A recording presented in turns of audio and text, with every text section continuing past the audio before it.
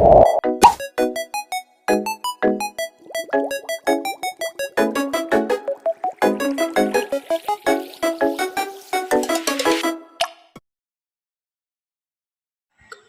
everyone, I am Grace Ligones and I want to tell you about general relativity.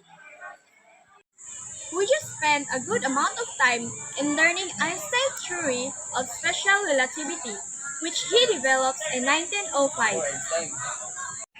Let's first talk about the gravity, the visible force that keeps us grounded and holds the planet in orbit around the sun. Isaac Newton first explained the gravity in his famous book, Principia. When you drop a ball and it falls to the ground, the Earth's gravitational force pulls the ball downward, causing it to accelerate toward the surface. This is the same force that keeps us grounded and prevents objects from floating away into space.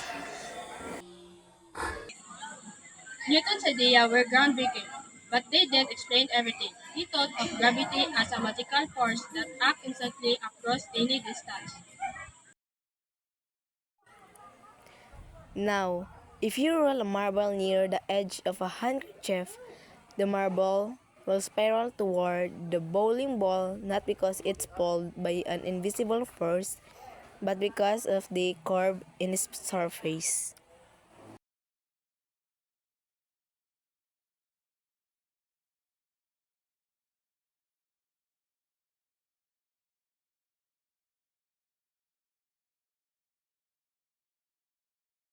But Albert Einstein came along with the theory that completely transformed how we understand gravity.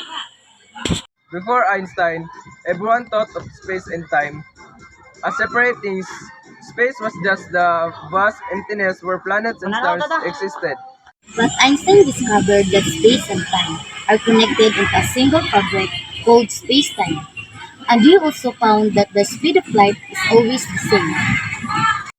Massive object can bend space-time, that's why gravity is the result of bending.